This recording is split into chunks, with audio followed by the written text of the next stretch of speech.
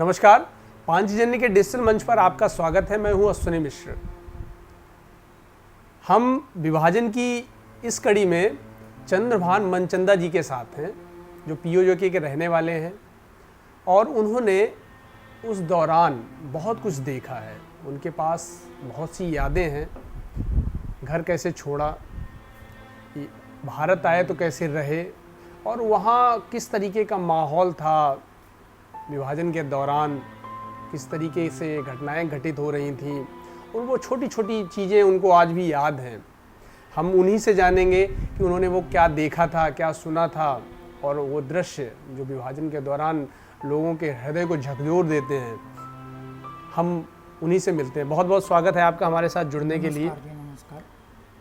जब हम विभाजन की बात करते हैं, 1947 जैसे ही जहन में आता है जी, तो मन में क्या प्रतिक्रिया उठती है, क्या सोचना शुरू कर देते हैं? यही सोचते हैं कि ये विभाजन हमारे जीवन का एक दुखद घटना थी, जो कि भारत के इतिहास में भी एक विभीषिका के नाम से जानी जानी चाहिए। इतना कत्लेआम होना, देश का विभाजन होना हम भारतीयों के लिए, हम हिंदुस्तानियों के लिए और विशेष रूप से हिंदुओं के लिए बहुत ही कष्टदायक था। और इस कष्ट में हमने अपने आप को संभाला, अपने आप को उभारा और उनकी जो अत्याचारी प्रवृत्ति थी वहाँ के लोगों की, जो कि बहुत ज़्यादा संख्या में थे, हम थोड़े संख्या में थे, उनके अत्याचारों को देखते हुए हमें अपना घर, अपना गांव, अपना शहर, अपना जन्म स्थान छोड़ना ही पड़ा। कहाँ आप पाकिस्तान में कहाँ के रहने वाले थे? वो पूरा गांव, मोहल्ला, तहसील, निकट का कोई शहर, वो सारी चीज़ें एक बार बताएं। मेरा परिवार तो अर्बन में रहता था। वहाँ से वो मेरे पिताजी शिफ्ट होकर अपनी आजीविका कमाने के लिए Fort Sandeman, Balochistan, near Quetta, जो कि एक मिलिट्री की छावनी थी जिसे अंग्रेज़ डीसी ने बसाया था। वो एक छोटा गांव होगा, लेकिन उसे शहर का रूप दे दिया गया था। सड़कें, गलियां पक्की थी, पार्क भी थे और हमारे जो हिंदू लोग थे लगभग 50-60 परिवार थे, जो भिन्न भिन्न व्यापार करते थे, दुकानदारी करते थे। वहाँ नौकरी का कोई ऐसा वो नहीं था। उस व्यापार में भी लोग बड़े ऊंचे तबके तक पहुँच गए थे, धनवान भी बन गए थे। मेरे पिताजी भी एक अच्छी पोजीशन रखते थे। उनके संपर्क में आने वाले परिवार उनको मान भी देते थे, सम्मान भी देते थे और अगर उनको कोई सम्मान का पदवी दी जाती थी तो मामा जी ही कहते थे। लगभग आधे हिंदू परिवार उनको मामा जी ही कहते थे। मेरा जन्म 15 सितंबर 1938 को वहीं बलूचिस्तान में फोर्ट संडा मैन, जिसे कि अप्पोजाई भी कहते थे, हुआ। मेरा बचपन लगभग 7 साल के बाद तो मुझे वहाँ का हर नक्शा, हर गली, हर स्थान पूरी तरह से याद है। घर कैसा था आपका? घर मेरा पक्का था, कोने पर घर था और बड़ा तो नहीं था, लेकिन पक्का मकान था जिसमें 2-3 कमरे थे, बरामदा था और वहाँ हम रहते थे। ये लास्ट की बात है। उससे पहले एक मोहल्ला हुआ करता था जिसे हिंदुओं का मोहल्ला ही कहते थे, किराड़ों का मोहल्ला कहते थे। वहाँ हम लोग रहते थे। वहाँ कोई मुसलमान घर नहीं था।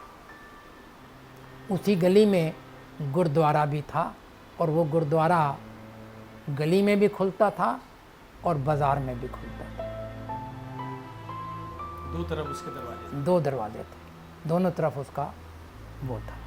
आप उसमें 9वीं कक्षा में पढ़ते थे? ना, तीसरी। 9 साल नौ साल के की थे उम्र और था तो मैं तीसरी में कक्षा में पढ़। पढ़ते थे। मुझे अपना पहले दिन का एडमिशन जो है स्कूल में, वो अभी तक भी मेरे दिमाग में है कि मेरे पिताजी मुझे ले गए थे, तख्ती थी हमारे हाथ में और उन्होंने बूंदी का प्रसाद भी ले गए थे जो उन्होंने वहाँ बांटा था।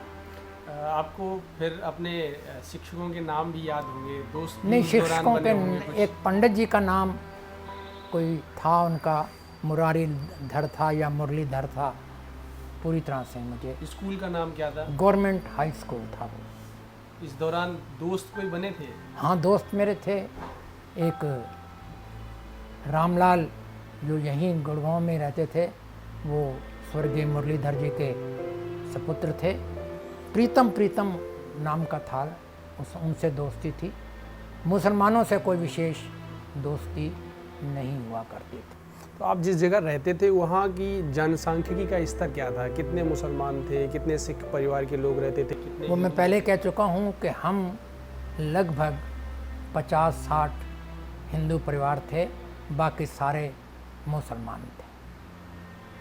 तीज त्योहार कौन सबसे ज़्यादा मनाते थे? तीज होली, त्योहार, दिवाली कैसे मनाते थे? हाँ, वैशाखी होली, कैसे मंदिर, मनाते थे? एक मंदिर हमारे वहाँ बहुत बड़ा मंदिर था जिसके पुजारी पंडित टाकन राम जी हुआ करते थे। वो उसको अच्छी तरह से त्योहारों को मनाते थे। वहीं पर ही छोटे रूप में रामलीला भी होती थी। जन्माष्टमी या दिवाली या कोई कथा कीर्तन वहाँ ज़रूर होता रहता था। परिवार में कौन कौन लोग थे आपके? हमारे परिवार में मेरी माताजी, पिताजी और मेरे से 2.5 साल बड़ी बहन थी। हम 4 मेंबर परिवार में थे। पिताजी का कारोबार क्या था? पिताजी का कारोबार अपना, उनका प्राइवेट व्यापार का बिजनेस था। वो चक्की पर आटा पीसते थे और आटा काफ़ी बड़ी मिकदार में पीसा जाता था, जो कि बॉर्डर पर सप्लाई भी किया जाता था, क्योंकि बॉर्डर जो था वो अफ़गानिस्तान के बिल्कुल साथ लगता था। और मलेशिया नाम की जो एक फ़ौज थी, जिसे मलेशिया कहते थे, जो आजकल के ये BSF के समकक्ष कही जा सकती है, वो मलेशिया फ़ौज को आटा सप्लाई करते थे। फिर अचानक ऐसा क्या माहौल, आपको कैसे मतलब चीज़ें बदलना शुरू हो गई, माहौल बदलना कैसे शुरू हो गया, कुछ याद है? मैं तो किसी भावना में नहीं बह सकता, लेकिन मैं अपनी माँ से सुनता था कि वो थोड़ी सी डर को महसूस करने लग गई थी। जब मार्च में डेरा इसमाइल खां जला और ये ख़बरें हमारे पहुंची, तो मेरी माँ सबसे पहली वो थी जिसे बहुत ज़्यादा डर लगने लगा, और उसने अपने रिश्तेदारों को या अपने परिवार को जो नज़दीकी थे उन सबको ये कहा कि हमें यहाँ से अब जाना ही चाहिए, छोड़ना चाहिए। डेरा इस्माइल खां में क्या जलाया था? वहाँ बाज़ार जला दिया था, गुरुद्वारा। बाजार थे वो? ये तो मुझे याद नहीं कितने बाज़ार थे। नहीं, किसके बाजार थे वो? हिंदुओं के परिवार थे। हिंदुओं का एक बहुत बड़ा गुरुद्वारा भी था, उसे भी जला दिया गया था।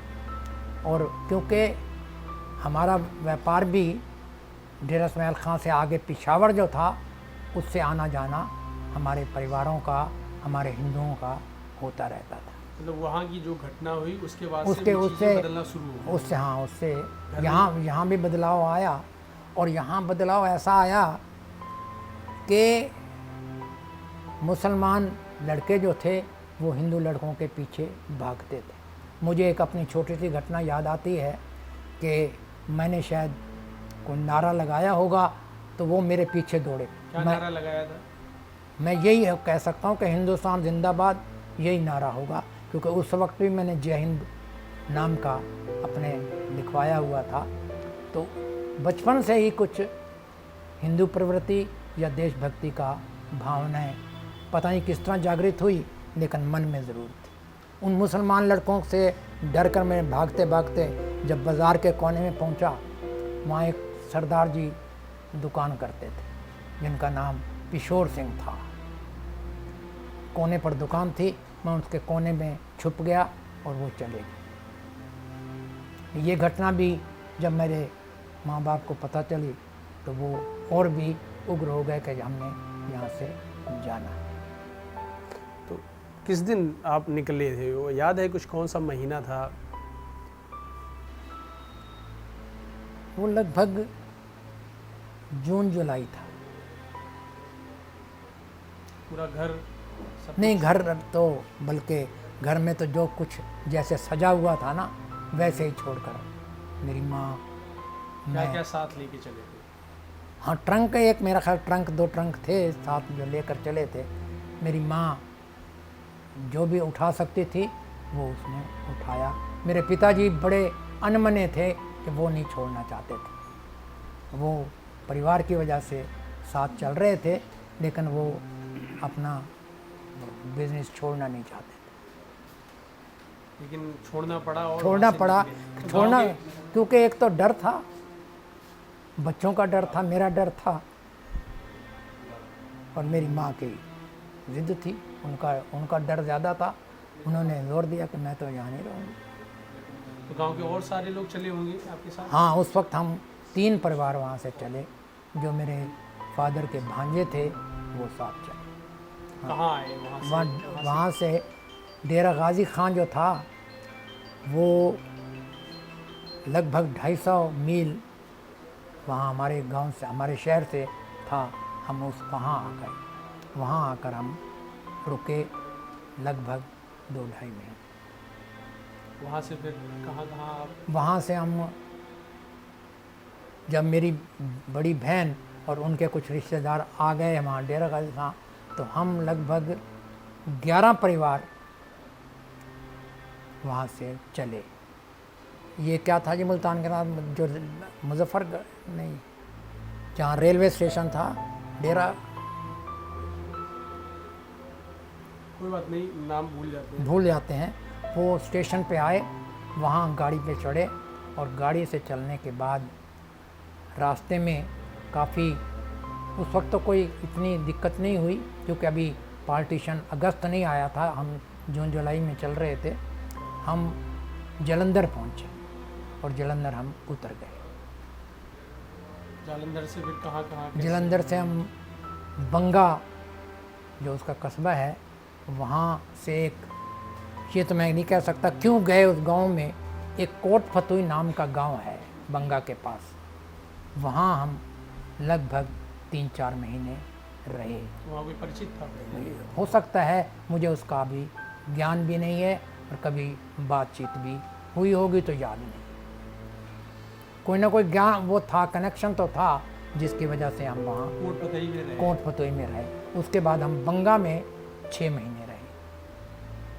फिर उसके बाद हम यहाँ बंगा से रेलगाड़ी से रेवाड़ी होते हुए फिरोजपुर झिरका गए। ये गुड़गांव की तहसील थी, क्योंकि ऐसा विश्वास किया जाता है और ऐसा मेरे पेरेंट्स भी बताते थे कि डीजी खां को जो था वो गुड़गांव अलाट हुआ था कि डीजी खां के सारे लोग गुड़गांव में ही बसेंगे। लेकिन क्योंकि हमारा ओरिजिनल गांव जो था वो अर्बन एरिया में था, इसलिए हमें यहाँ ना रहने की इजाज़त नहीं दी गई। हमें कहा कि कोई तहसील चुन लो। हम उस वक्त लगभग 20-25 घर जो थे, परिवार जो थे, वो इकट्ठे हो गए और उन्होंने जाकर फिरोजपुर झिरका में मकान देखे। वहाँ मुसलमान छोड़ जा चुके थे, उनको वो जगह पसंद आई कि मकान तो हैं, बाकी बिजनेस देखा जाएगा। तो हम वहाँ चले गए। वहाँ हम गांधी जी की जब डेथ हुई तो मैं 30 जनवरी को वहीं फिरोजपुर झिरके में ही हम थे। वहीं हमें ख़बर मिली थी और वहीं छोटा सा जुलूस भी निकला था। ऐसी मेरी याददाश्त में है। तो इस दौरान जब आप वहाँ से आए, एक अच्छा खासा अपना कारोबार था, सारी चीज़ें चल रही थी, लेकिन अचानक से सब कुछ बिगड़ गया। तो वो कैसे, रोजी रोटी का संकट भी आया होगा, उसको कैसे उभरे, कैसे, क्या क्या जीवन में देखा आपने कष्ट? फिरोजपुर झिरके तक का जीवन जो था वो तो अभी हम पूरी तरह से स्थायी रूप से बसे नहीं थे। जो कुछ भी हमारे पास था उसी से ही हम अपना गुजर बसर कर रहे थे। 15 अगस्त या अगस्त का महीना जो है मैंने बंगे में देखा था और वहाँ इन मुसलमानों के पलायन भी देखा था। 5-4 दिन तक बारिश होती रही और मुसलमान जहाँ इकट्ठे हुए थे उनको रेलवे स्टेशन पर ले जाया गया। वो पैदल जा रहे थे। वो नज़ारा भी देखा। उस वक्त ही पता चला कि अब हिंदुस्तान जो है वो बट गया है, हम लोग पहले आ गए हैं अभी 15 अगस्त से, और अगस्त के महीने में ये मुसलमान उधर जा रहे हैं। लेकिन जो उस दौरान में मन में ये भावना थी कि जो हमारे प्रिय या जो रिश्तेदार अभी पाकिस्तान में हैं उनका पहुंचना कैसे होगा। रोज़ कोई ना कोई आदमी बंगा स्टेशन पर जाता था और जो भी गाड़ी आती थी उसमें अपने को पहचानने की कोशिश भी करता था। उस वक्त हम लोग तो बड़े दुविधा में थे ना कि क्या हो गया है, हम तो आ गए हैं लेकिन हमारे रिश्तेदार, हमारे भाई बंद या जिनसे मिलना जुलना था उनका क्या होगा, हमारे बिजनेस का क्या होगा। मेरे पिताजी तो बहुत ही डिप्रेशन में थे। वो अपने बिजनेस को या अपने घर को बिल्कुल छोड़ना नहीं चाहते थे, लेकिन हमें अपने धर्म को बचाना या अपने जीवन को बचाने की मेरी जिस माँ को चिंता थी तो हम मजबूर होकर यहाँ आए और फिर हमने पार्टीशन को कबूल भी किया, पार्टीशन को स्वीकार कर लिया कि भाई अब हमें यहीं रहना है। वरना उससे पहले तो यही था कि शायद हो सकता है कि हम लोग वापस चले जाएं। हमने यहाँ गुड़गांव मार्च 48 में, 31 मार्च मुझे अच्छी तरह से याद है, 31 मार्च 48 में हम फिरोजपुर झिरका छोड़कर गुड़गांव में आए और यहाँ हमने, ये भी एक संयोग है कि गुड़गांव में हम बस गए, वरना हम तो ग्वालियर जा रहे थे। 3 परिवार हम ग्वालियर के लिए जा रहे थे और ग्वालियर जाने से अभी गुड़गांव में उतरे थे कि किसी ने यहाँ जो पहले पंजाबी आए थे वो मकान छोड़कर कहीं और जा रहे थे। वो रेलवे स्टेशन पर मिले, उन्होंने कहा कि हमने 5 मकानों में ताला लगा रखा है, ये चाबियाँ लो, अगर आप रहना चाहते हो तो रह जाओ। हम में से कुछ लोग कहने लगे कि भाई हम तो यहीं रहते हैं, और हमें भी, मेरे परिवार को भी, मेरे पिताजी को भी उन्होंने मजबूर किया कि 1-2 रात तो यहाँ रह जाओ, हम मकान पर कब्ज़ा कर लें, फिर आपने ग्वालियर जाना है तो चले जाना। तो उस वक्त तो हम लोग, मतलब मन में एक टीस तो थी ही कि हमने घर बार छोड़ा है।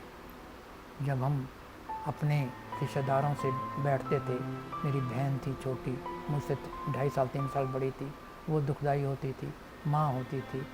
मेरी बड़ी बहन को, क्योंकि हमने वहाँ से वापस वो भी आ गए थे।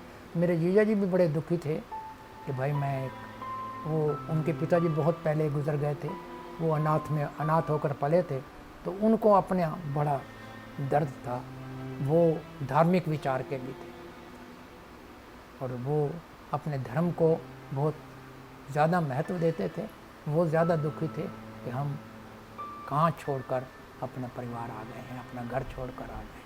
पढ़ाई लिखाई कैसे हुई यहाँ की जब झिरका में? यहाँ आकर तो फिर बस अभी बंगा और फिरोजपुर झिरका में तो एजुकेशन का कोई हमने शुरुआत नहीं हुई। गुड़गांव आने के बाद जब मकानों में बैठ गए तो यहाँ एक प्राइमरी स्कूल था, वहाँ मेरे पिताजी ने मुझे दाखिल करवा दिया। 3री से 4थी में करवाया या 3री में करवाया, ये मुझे अच्छी तरह से याद है। पिताजी क्या काम शुरू किया? पिताजी ने यहाँ जब गुड़गांव में आए तो यहीं इसी चौक पर ही, चौक से 3-4 दुकानें छोड़कर, शाम स्वीट्स की दुकान है, उससे पहले दुकानदारी शुरू की। और दुकानदारी शुरू की किस चीज़ की दुकान? ये परचून की दुकान, खल बिनौला के ज़्यादातर अनाज की दुकान थी। फिर उस अनाज की दुकान के बाद जब मैं थोड़ा बड़ा होता गया तो मैं भी दुकान पर जाता था। फिर इन्होंने परचून, दालें दूलें, चीनी वगैरह, गुड़ वगैरह रखना शुरू कर दिया। कहाँ एक अच्छा खासा सब कुछ चल रहा था और यहाँ आकर के छोटी छोटी चीज़ें जोड़ना और वो। हाँ, मैं कह सकता हूँ, क्योंकि उस वक्त आजीविका का बहुत बड़ा सवाल था। तो मुझे भी याद आता है कि मैं अपने घर में कुछ मदद करूं, तो मैंने भी कुछ चीज़ें लेकर गली मोहल्ले में बेचनी शुरू की थी। लेकिन जल्दी ही मुझे वो काम मेरे पिताजी को पसंद नहीं था, माँ को पसंद नहीं था। वो तो मेरी एक चाहत थी, बच्चों जैसे ज़िद होती है कि चलो जी टॉफ़ियाँ ले लो। वो एक चुपने वाली गोली मिलती थी, वो ले लो और गली में बेच आओ। 2 आने आना, 1 आना बच जाता था। लेकिन जल्दी ही मुझे मेरे पिताजी ने शिक्षा में डाल दिया, स्कूल में डाल दिया और मैं वहाँ पढ़ाई करने लग गया। मैट्रिक मैंने यहीं गुड़गांव में ही सन 1955 में पास किया। फिर कैसे, कहाँ आपने जॉब की या कोई कारोबार शुरू किया? मैट्रिक करने के बाद मेरे चाचा जयपुर रहते थे। रिज़ल्ट निकलने के बाद कॉलेज में एडमिशन ना लेने वाले थे। मेरे पिताजी ने कह दिया था कि चले जाना, कल कॉलेज में एडमिशन ले लो। यहाँ SD कॉलेज एक था, गवर्नमेंट कॉलेज में ही था। लेकिन रात को ही कोई एक ट्रक जयपुर जा रहा था, तो मुझे कहने लगे जाओ चाचा जी से मिले आओ। वहाँ जाने के बाद कुछ ऐसा संयोग बना, ऐसा चांस बना कि वहाँ कोई एक आदमी ने हमें कहा कि ये JBT में बेसिक में दाखला मिल रहा है पंजाबियों, जो शरणार्थी हैं, जो रेफ्यूजी हैं। तो उनकी मार्फत हम स्कूल में चले गए और मैंने JBT में दाखला ले लिया। मैट्रिक था ही मैं, तो मैंने प्राइमरी टीचर बनने का वहाँ से शुरुआत करी। 9 महीने की उस समय ट्रेनिंग थी। शिक्षक बन गए? शिक्षक बन गए और अंततः शिक्षक बन के रिटायर हुए? हाँ, शिक्षक बनकर रिटायर हुआ। लेकिन चाहे हम कहें कि हमारे धार्मिक संस्कार थे, हमारे हिंदुओं के संस्कार थे, हमने बड़ी मेहनत की और प्राइमरी स्कूल टीचर बनकर 10वीं पास करके मैंने FA किया, BA किया, BT किया, एक MA किया, दूसरा MA किया और प्राइमरी टीचर से लास्ट में मैं हेडमास्टर हाई स्कूल रिटायर हुआ। और उससे हेडमास्टरी में ही मैंने SCRT, जो कि state training institute Haryana government की थी, उसमें as a lecturer, as a junior specialist, subject specialist हुआ करते थे, वहाँ कार्य किया और उसी पद से मैं रिटायर, सेवानिवृत्त हुए। अच्छा, इस पूरे दौरान जब आप पार्टीशन में भारत आए और यहाँ गुड़गांव में भी रहे, अनेक जगहों पे रहे, संघ से संपर्क आया कभी? हाँ, संघ से संपर्क आया। संघ से संपर्क एक महेंद्र जी हुआ करते थे और एक कृष्ण कुमार, हाँ, वो उनके साथ, उनके संपर्क में, वो हमारे टीचर थे, तो उनके संपर्क में आने पर मैं संघ की शाखा में भी जाया करता था। और उसके बाद तो सर्विस में फिर संपर्क टूट गया। लेकिन मैं पिछले 2-3 सालों को, कोरोना काल को छोड़कर या उससे 2-1 साल पहले छोड़कर, मैं संघ की हर जो वार्षिक वो होती थी, गुरु पूर्णिमा की 2-4 दफ़ा वहाँ हुई है वैश्य धर्मशाला में, तो मैं वहाँ भी जाया करता था। कोई ना कोई संपर्क मिल जाता था, हो जाता। घर की याद आती है आपको कभी कभी? पाकिस्तान की? हाँ, पाकिस्तान की याद आती है। मैं सन 6-7 में पाकिस्तान गया। सन 6-7? 2006 में। तो घर गए थे क्या? घर नहीं जा सकता। कहाँ गए थे आप? सिर्फ लाहौर रावलपिंडी, पंजा साहब और करतारपुर, 5 गुरुद्वारे का वीज़ा था हमारे पास। उन 5 जगहों पर जाने की इजाज़त थी। वीज़ा लगाते समय मैंने बड़ा कोशिश की कि मैं अपने जन्म स्थान को देख कर आऊँ। जो रूटीन में वीज़े लग रहे थे उनसे जब मेरा नंबर आया तो मैंने उन्हें क्लर्क को कहा कि मैं ये करना चाहता हूँ। कहने लगा मेरे बस की बात नहीं है, मैं तो ये रूटीन के वीज़े ले रहा हूँ, अगर आपने ये जाना है तो आपको अंडर सेक्रेटरी से मिलना पड़ेगा। मैंने कहा मैं जाऊँगा, मैं अंडर सेक्रेटरी। उसने मेरा पासपोर्ट चपरासी के हाथ वहाँ भेज दिया तो मुझे वहाँ ले गए। अंडर सेक्रेटरी ने मुझे अंदर बुलाया, मेरे से पूछा कहाँ क्या बात है। मैंने कहा जी मेरा जन्म पाकिस्तान का है, फोर्ट संडे मैन का है, मैं अपने जन्म स्थान को देखना चाहता हूँ। तो उन्होंने इनकार कर दिया, कहने लगे नहीं, वो डिस्टर्ब एरिया है, इस वक्त हम आपको वहाँ नहीं भेज सकते, और ये जो 5 गुरुद्वारों का आपको वीज़ा मिलेगा इसी में आप जाएंगे। बल्कि मुझे तो इसमें दिक्कत हुई, मेरे मिसेस का वीज़ा तो लग गया, हम 4 आदमी गुड़गांव के थे, उनके वीज़े तो लग गए, मेरा वीज़ा क्योंकि पासपोर्ट उस सेक्रेटरी के पास रह गया और वो जनरल में नहीं लग सका। मुझे 3 दफ़ा पाकिस्तान एम्बेसी जाकर अपना पासपोर्ट वापस लाना पड़ा और वीज़ा भी नहीं लगा। वहाँ भी मैंने कोशिश की कि मैं देख कर आऊँ, तो जो वहाँ के अधिकारी थे उन्होंने कहा आप 16 आदमी इकट्ठे करो, फिर हमको आपको सिक्योरिटी देंगे, तब आप वहाँ जा सकते। तो 16 आदमी तो इकट्ठे नहीं हो सकते थे, इसलिए मैंने अपना जन्म स्थान नहीं देखा। एक चीज़ उठती रहती है कि जो पार्टीशन हुआ मजहब के आधार पर हुआ, ये आने वाली पीढ़ी हमारी इससे सबक लें, जाने, उनको क्या बताना चाहेंगे आप? उनके लिए तो यही संदेश है मेरा कि हमारा धर्म बहुत ऊंचा है, बड़ा प्राचीन है, महान भी है। इसके संस्कार और इसके सिद्धांत, इसकी परंपराएं, मर्यादाएं बहुत ऊंची हैं। जब हमने, आपके पूर्वजों ने, आने वाली पीढ़ी के लिए है कि हम पूर्वजों ने अपने धर्म की रक्षा के लिए अपना घर बार छोड़ दिया, ऐशो इशरत छोड़ दी, आराम छोड़ दिया, और यहाँ कठिनाई से जीवन लगभग 5-7 साल तो कह सकते हैं कठिनाई का जीवन व्यतीत हुआ। उसके बाद कुछ हम संभले। तो उनके लिए ये संदेशा है कि भाई आप लोग अपने सनातन धर्म को, अपने आर्या धर्म को सुरक्षित रखने के लिए जिस तरह से भी आप आगे बढ़ सकते हैं, या इन जिन्हें हम मुसलमान कहते हैं, जिनके बारे में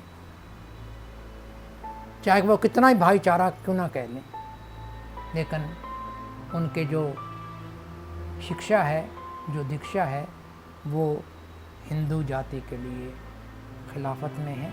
वो हिंदुओं के प्रति घृणा रखते हैं।